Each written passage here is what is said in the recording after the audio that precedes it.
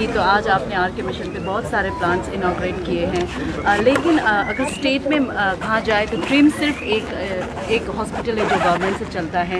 तो हमने बहुत सारे सोशल मीडिया में देखे कि बहुत सारे कंप्लेंट्स आए हैं ट्रिम्स पर, जो अनअवेलेबिलिटी ऑफ स्टाफ्स और टाइमिंग है स्टाफ की, उसको लेकर उस पर क्या कहेंगे सर? ट्रिम्स जो मेडिकल कॉलेज है वो अभी नया मेडिकल कॉलेज है, तो वहाँ पे क्योंकि जो फंक्शनिंग जो है वो इंडिपेंडेंट है, तो वहाँ में जो डायरेक्टर होता है ट्रिम्स के जो डायरेक्टर होता है, एडमिनिस्ट्रेशन सारा उनका अंदर ही होता है। तो देखिए कुछ भी ऑर्गेनाइजेशंस में हो इस तरह से कुछ ऐसे कंप्लेंट्स तो रहेंगे। तो जैसे आपने मेंशन किया कि इस प्रकार का कुछ स्टाफ अनअवेलेबिलिटी का हो गया और टाइमिंग का जो मैटर बताया, तो डेफिनेटली इस मैटर को क्योंकि मीडिया में आने के बाद तो जो कंसर्न अथॉरिटी है वो ज़रूर उसको देखेंगे और मैं भी अपना ऑफिस से उसको भी यहाँ से हम एक अलर्ट हम भेज देंगे। तो आरके मिशन को लेकर आपने इतने सारे इंफ्रास्ट्रक्चर का आज इनॉग्रेशन किया, किस प्रकार गवर्नमेंट की सहायता मिलती रहेगी? आप कहते हैं कि स्कूल सेक्टर में भी आरके मिशन का नाम है, कितना योगदान है आज? आरके मिशन का योगदान के लिए तो हमारे पास एक्चुअली शब्द नहीं है उसको धन्यवाद प्रकट करने के लिए। हमारा स्टेट जो यूनियन टेरिटरी बनने से भी पहले जो नेफा टाइम्स में उस वक्त में आरके मिशन जो ऑर्गेनाइजेशन है उस वक्त यहाँ पे आया और बहुत अच्छा कार्य उन लोग ने किया है। जैसे आरके मिशन आलो जो सबसे पहला जो इंस्टीट्यूट एजुकेशन में जो स्थापना किया, इसका बाद आरके मिशन देवमाली, इसका बाद ये आरके मिशन हॉस्पिटल, अभी लास्ट 3-4 साल हो गया वहाँ पे आरके मिशन स्कूल लामडोंग भी हम लोग ने स्टार्ट किया है।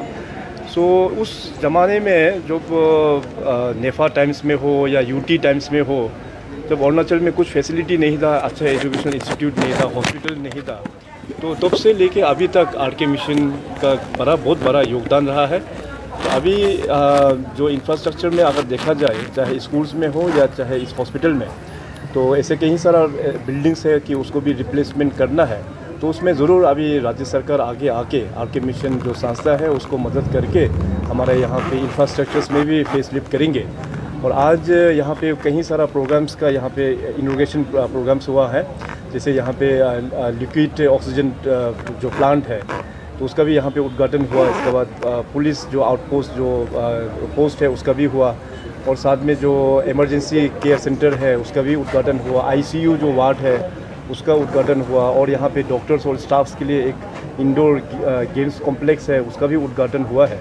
तो आने वाला दिनों में ऑलरेडी स्टेट गवर्नमेंट की ओर से आरके मिशन को 200 बेडेड हॉस्पिटल का भी हम लोग ने सैंक्शन करके रखा हुआ है। कोशिश करेंगे कि बाय 2028 स्वामी जी इस लोगों का मेहनत के कारण से वो प्रोजेक्ट कंप्लीट हो जाए, क्योंकि 2028 में ये जो आरके मिशन हॉस्पिटल ईटानगर है उसको स्थापना करके 50 इयर्स हो जाएंगे, गोल्डन जुबली ईयर होगा। तो उसमें हम लोग चाहेंगे कि वो जो 200 बेडेड हॉस्पिटल भी तब तक तैयार हो जाने के लिए। सर, आपने कहा कि इंफ्रास्ट्रक्चर के लिए फंड आपका कमी नहीं है हमारे स्टेट में, और आपने कहा कि 2 मेडिकल कॉलेज बनाने के लिए सोच रहे हैं, तो उसका फर्स्ट प्रायोरिटी कहाँ रहेगा, कहाँ बनाएंगे आप?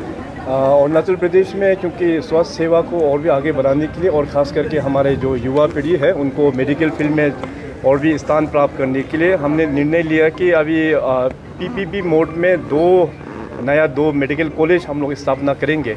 पहला मेडिकल कॉलेज हम लोग पासीघाट से हम लोग शुरू करेंगे और आने वाला दिनों में और एक मेडिकल कॉलेज हम लोग देख लेंगे कि ईस्टर्न साइड में फिजिबल होता है या वेस्टर्न साइड में फिजिबल होता है, अकॉर्डिंगली फिर उसको हम लोग टेकअप करेंगे। सर, आपने पावर प्लांट्स के बारे में बात किया था अपने भाषण में, तो अगर हम पावर प्लांट्स की बात करें तो अरुणाचल को एक पावर हाउस कहा जाता है पावर को लेकर, लेकिन हमने देखा है कि ट्विन कैपिटल सिटी में भी पावर का बहुत ही कमी है।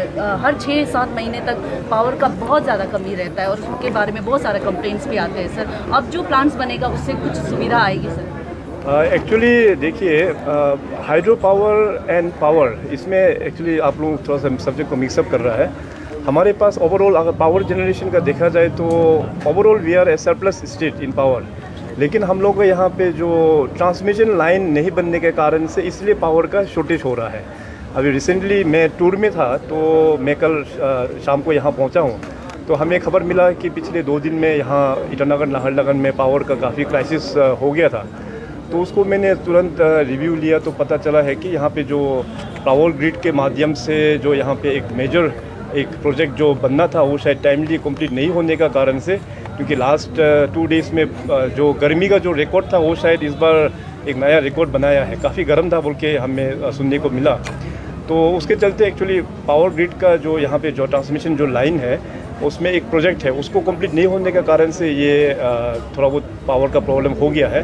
लेकिन मैंने क्लियरली चीफ सेक्रेटरी को डायरेक्शंस दिया हुआ है कि पावर ग्रिड के साथ में बैठ के मीटिंग लेके इस काम को थोड़ा सा पुश करने के लिए।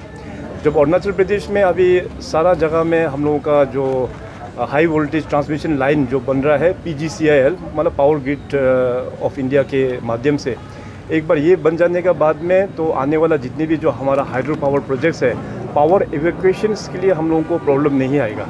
और साथ साथ हमारे जितने भी जो डिस्ट्रिक्ट्स है जहाँ जहाँ वो ट्रांसमिशन लाइन जाएंगे वहाँ में पावर का कमी नहीं होगा।